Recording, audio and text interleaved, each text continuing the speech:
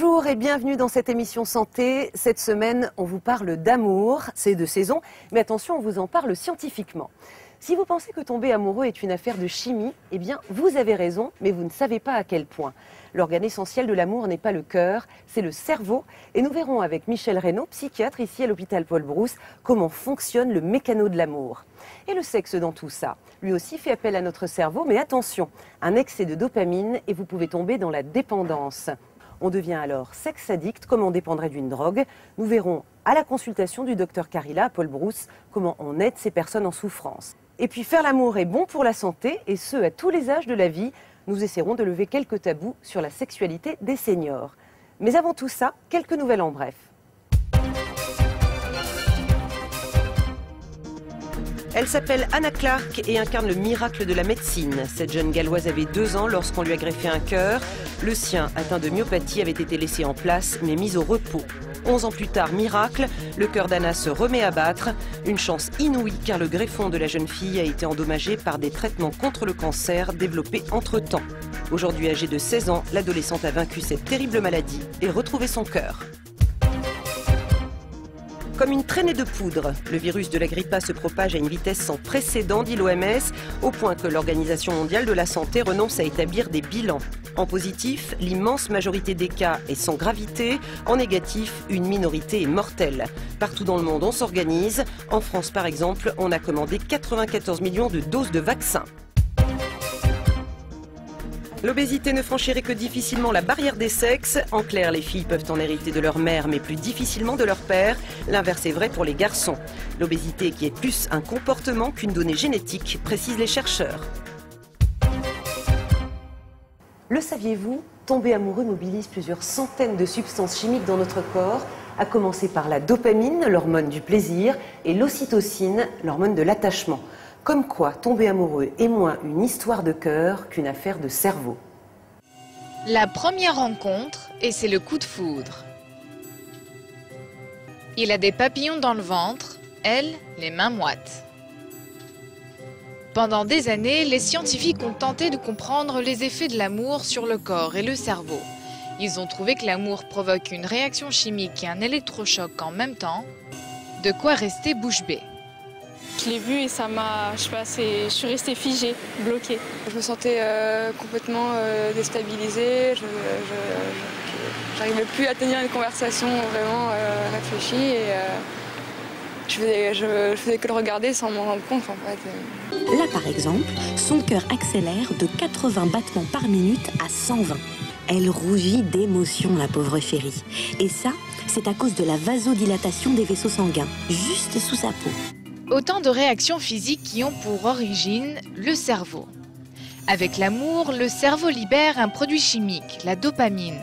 La nicotine et la cocaïne produisent le même effet, ce qui explique pourquoi on peut devenir dépendant de l'amour, comme d'une drogue.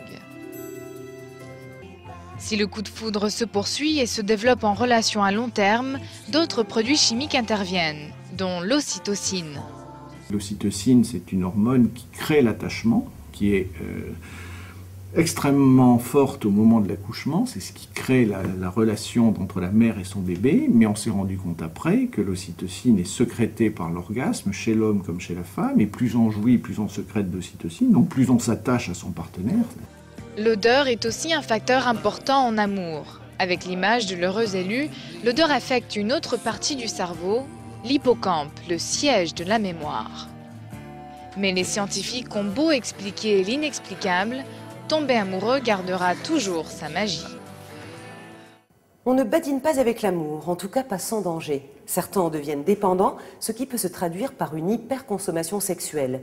Une souffrance qui entraîne la honte et que l'on cache. Certains viennent en parler ici, à l'hôpital Paul Brousse. Cet homme pousse plusieurs fois par mois la porte du docteur Carilla. Depuis des années, il souffre d'addiction sexuelle, un besoin frénétique qui surgit à tout moment et empêche de vivre normalement, y compris au travail. Quand je travaillais pour une société, je ne pouvais pas m'empêcher d'aller aux toilettes, par exemple pour me masturber. Et le soir, dès l'instant où je sortais, hop, je repartais dans mes délires de consommation sexuelle. J'arrivais à me concentrer au niveau de mon travail, mais il y avait une partie de mon cerveau qui restait enclenchée par rapport à la consommation sexuelle. Téléphone rose, Internet, boîte échangiste ou prostitution. Au début, cet homme avait la sensation de vivre une vie pleine, d'être fort, différent. Avec le temps, l'addiction sexuelle lui a coûté cher, de plus en plus cher. J'aurais pu m'acheter une belle voiture avec, hein ? Mais la dépendance sexuelle ne coûte pas seulement de l'argent, elle est d'abord source de grandes souffrances.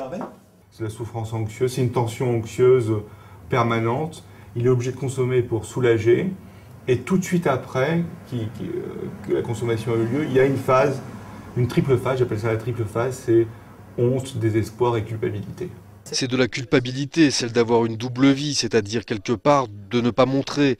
Ça prend une proportion dans la culpabilité immense. Par exemple, quand j'avais des conversations avec ma mère ou avec des amis proches, je culpabilisais vraiment en me disant s'ils savaient. Pendant des années, cet homme a donc gardé le silence, comme des milliers d'autres dépendants sexuels, 5 à 6% de la population française. Pourtant, c'est la psychothérapie, les groupes de parole des dépendants affectifs et sexuels anonymes, et parfois le recours aux antidépresseurs qui permettent d'en sortir, car l'addiction sexuelle est d'abord une maladie, pas une perversion.